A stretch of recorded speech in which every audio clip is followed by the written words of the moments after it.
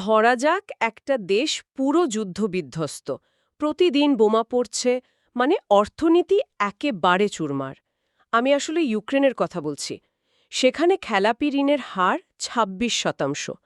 কিন্তু শুনলে হয়তো চমকে উঠবেন যে ২০২৫ সালের সেপ্টেম্বরে বাংলাদেশে এই খেলাপি ঋণের হার ছিল ৩৫.৭৩%, যা মানে সারা বিশ্বের সর্বোচ্চ। হ্যাঁ, এটা সত্যিই খুব চিন্তায় ফেলার মতো একটা পরিসংখ্যান। তো আজকের এই গভীর বিশ্লেষণে আমরা মূলত বোঝার চেষ্টা করব যে ২০২৪ সালে জুলাই গণ-অভ্যুত্থানের পর আমাদের ব্যাংকিং খাতে আসলে কি ঘটছে। এতদিন ধরে লুকিয়ে রাখা ওই ৬.৪৪ লক্ষ কোটি টাকার বিশাল সংকট আর আইএমএফ বা বিশ্বব্যাংকের পরামর্শে যে নতুন সংস্কারগুলো হচ্ছে, সেগুলোর ভেতরের মেকানিজমটাই আজ আমরা খুঁটিয়ে দেখব। রাইট। তো চলুন একেবারে গোড়া থেকেই শুরু করি। আমরা জানি যে বছরের পর বছর রাজনৈতিক প্রভাব আর অস্বচ্ছতার কারণে এই পাহাড়সম ঋণ আসলে খেলাপি হয়েছে। কিন্তু আমার মূল প্রশ্নটা হচ্ছে, হঠাৎ করে এই হারটা এক ধাক্কায় এতটা বাড়ল কিভাবে? মানে রাতারাতি তো আর এতগুলো টাকা স্রেফ হাওয়া হয়ে যেতে পারে না। একদম ঠিক। টাকাগুলো আসলে হাওয়া হয়নি, বরং বলা যায় এই তথ্যগুলো আগে হিসাবের খাতায় খুব সুকৌশলে লুকিয়ে রাখা হয়েছিল। ২০২৫ সালের এপ্রিলে বাংলাদেশ ব্যাংক যখন আন্তর্জাতিক মানদণ্ড মেনে একটা নতুন নিয়ম চালু করল, মানে যেখানে টানা ৯০ দিন কিস্তি না দিলেই সেটাকে খেলাপি হিসেবে ধরা হবে, ঠিক তখনই আসলে থলের বিড়ালটা বেরিয়ে আসে। ও আচ্ছা, এটা তো অনেকটা ধরুন থার্মোমিটারের স্কেল পাল্টে দেওয়ার মতো ব্যাপার হলো। মানে জ্বর রোগীর গায়ে আগে থেকেই ছিল, কিন্তু আগের নিয়মে ১০২ ডিগ্রি না হওয়া পর্যন্ত আমরা সেটাকে জ্বর বলতাম না। এখন আন্তর্জাতিক নিয়মে দেখা যাচ্ছে ৯৯ ডিগ্রিকেই জ্বর বলা হচ্ছে, আর তাতেই মনে হচ্ছে হঠাৎ করে রোগীর সংখ্যা এক লাফে অনেক বেড়ে গেছে। চমৎকার একটা উদাহরণ দিয়েছেন। আসলেই ঠিক এই ব্যাপারটাই ঘটেছে। আর এই নতুন স্কেলে মাপার পর সবচেয়ে ভয়াবহ অবস্থা দেখা গেল ৫টি শরিয়া ভিত্তিক ব্যাংকের। আপনি জানলে অবাক হবেন যে এগুলোর গড় খেলাপি ঋণ ৭৬%, আর কোনোটির ক্ষেত্রে সেটা ৯৮% পর্যন্ত ছুঁয়েছে। দাঁড়ান ৯৮%। তার মানে কি ১০০ টাকা ঋণ দিলে ৯৮ টাকাই আর ফেরত আসছে না? এর পেছনের মূল কারণ কি ছিল আসলে? মূল কারণটা হচ্ছে ওই অনিয়ন্ত্রিত দলীয় প্রভাব আর ভুয়া কাগজপত্র। রাজনৈতিক পরিচয়ে এমন সব নাম সর্বস্ব কাগজি প্রতিষ্ঠানকে ঋণ দেওয়া হয়েছে যাদের আসলে বাস্তবে কোনো ব্যবসাই নেই। বুঝতে পেরেছি। তো রোগ তো ধরা পড়ল, মানে থার্মোমিটারে জ্বরও দেখাচ্ছে। এখন চিকিৎসা হিসাবে ঠিক কি করা হচ্ছে? আমি দেখলাম ১৮টি ব্যাংকে AQR বা অ্যাসেট কোয়ালিটি রিভিউ করা হচ্ছে, আবার ওই ৫টি ইসলামী ব্যাংকে একীভূত করারও কথা চলছে। এই AQR জিনিসটা আসলে কিভাবে কাজ করে? খুব ভালো একটা পয়েন্ট তুলেছেন। সহজ ভাষায় বলতে গেলে একিউআর হলো ব্যাংকের সম্পদের একটা স্বাধীন স্বাস্থ্য পরীক্ষা। আগে ব্যাংকগুলো নিজেরাই নিজেদের হিসাব দেখাতো, কিন্তু এখন বাইরের স্বাধীন অডিটররা এসে দেখছে ব্যাংক যেগুলোকে ভালো ঋণ বলছে সেগুলো আসলেই ভালো কিনা, মানে ভেতরে ভেতরে সব ফাঁপা কিনা। রাইট। এর পাশাপাশি ব্যাংক রেজলিউশন অর্ডিন্যান্স ২০২৫ পাশ হয়েছে, যার ফলে কোনো ব্যাংক খাদের কিনারায় চলে গেলে বাংলাদেশ ব্যাংক আইনি ক্ষমতা বলে সেটাকে গুটিয়ে ফেলতে পারবে।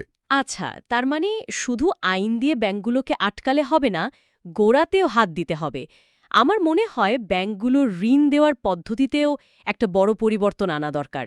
মানে ওই অমুক ভাই পাঠিয়েছে বা শুধু মুখের পরিচয়ের ভিত্তিতে ঋণ দেওয়ার যে সংস্কৃতি, সেটা থেকে বেরিয়ে আসতে হবে। বরং ঋণগ্রহীতার ক্যাশ ফ্লো বা নগদ অর্থের প্রবাহ কেমন, সেটার ভিত্তিতে মূল্যায়ন করাটাই এখন সবচেয়ে জরুরি। একদম ঠিক ধরেছেন। আইএমএফ আর বিশ্বব্যাংকের রূপরেখার অন্যতম ভিত্তিই কিন্তু এটা। এর পাশাপাশি সাধারণ আমানতকারীদের সুরক্ষার ব্যবস্থাও নেওয়া হয়েছে। আমানত বীমার পরিমাণ এখন ১ লাখ থেকে বাড়িয়ে ২ লাখ টাকা করা হয়েছে। তার মানে কোনো ব্যাংক দেউলিয়া হয়ে গেলেও ছোট আমানতকারীরা অন্তত ২ লাখ টাকা পর্যন্ত ক্ষতিপূরণ পাবেন। ঠিক তাই। আর সাথে আরেকটা বড় লক্ষ্যমাত্রা ঠিক করা হয়েছে। সেটা হলো ২০২৬ সালের জুনের মধ্যে রাষ্ট্রায়ত্ত ব্যাংকের খেলাপি ঋণ ১০% এবং বেসরকারি ব্যাংকের ৫% নামিয়ে আনতে হবে। কিন্তু এখানেই আমার একটা খটকা লাগছে। লক্ষ্যমাত্রা তো শুনতে খুব ভালো লাগছে, কিন্তু কাগজের হিসাব আর বাস্তবের মধ্যে তো আকাশ পাতাল তফাৎ থাকতে পারে। আমি পরিসংখ্যানেই দেখলাম ২০২৫ সালের ডিসেম্বরে এসে বিপুল পরিমাণ ঋণ পুনঃতফসিল বা রিশিডিউল করে খেলাপি ঋণের হার ওই ৩৫% থেকে কমিয়ে ৩০.৬% নামানো হয়েছে। আমার প্রশ্ন হলো, আমরা কি আসলেই সমস্যাটা সমাধান করছি, নাকি পুনঃতফসিলের মেকআপ দিয়ে পুরো ব্যাপারটা ২০২৭ সাল পর্যন্ত শুধু পিছিয়ে দিচ্ছি? এটা খুবই তীক্ষ্ণ একটা পর্যবেক্ষণ। হ্যাঁ, পুনঃতফসিল করে সাময়িক একটা স্বস্তি হয়তো পাওয়া যাচ্ছে, কিন্তু আসল ধাক্কাটা আসতে পারে ২০২৭ সালে, কারণ তখন IFRS 9 মডেল পুরোপুরি বাস্তবায়িত হবে। একটু থামামো আপনাকে। এই IFRS 9 মডেলটা আসলে কি? এটি হলো ভবিষ্যতের আর্থিক ঝুঁকি আগে থেকে মাপার একটা আন্তর্জাতিক নিয়ম। আগে যেটা হতো, ঋণ খেলাপি হওয়ার পর ব্যাংক ব্যবস্থা নিত, কিন্তু এই নতুন নিয়মে ঋণ দেবার শুরুতেই যদি ব্যাংকের মনে হয় যে এই টাকাটা ফেরত আসার সম্ভাবনা কম, তবে সাথে সাথে ব্যাংকের নিজস্ব মুনাফা থেকে একটা অংশ আলাদা করে বা প্রভিশন হিসেবে সরিয়ে রাখতে হবে। ও, বুঝতে পেরেছি। তার মানে ২০২৭ সালে ওই পুনঃতফসিল করা ঋণগুলোই আবার খেলাপি খাতায় চলে যাওয়ার বেশ বড় একটা ঝুঁকি আছে। অর্থাৎ কার্পেটের নিচে ময়লা লুকিয়ে রাখার দিন শেষ। একদমই তাই। আইন তো আসলে আগেও ছিল, কিন্তু সেটার কোনো প্রয়োগ ছিল না। এখন AQR বা ঝুঁকিভিত্তিক তদারকির মতো শক্ত আইনি কাঠামো তৈরি হচ্ছে। তবে আসল পরীক্ষাটা হবে এর কঠোর বাস্তবায়নে। ঠিক, কাগজ কলমে অনেক কিছুই হয়তো বদলাচ্ছে, কিন্তু দিন শেষে একটা প্রশ্ন থেকেই যায়। এই কাঠামোগত সংস্কারগুলো কি আসলেই রাজনৈতিক বিবেচনায় ঋণ বিতরণের সংস্কৃতি চিরতরে বন্ধ করতে পারবে, নাকি কিছুদিন পর পরিস্থিতি একটু স্বাভাবিক হলে আবারও দেশ সেই অতীতের একই দুষ্টু চক্রে ফিরে যাবে? এই প্রশ্নটা নিয়েই কিন্তু আমাদের সবাইকে আগামী দিনে গভীরভাবে ভাবতে হবে।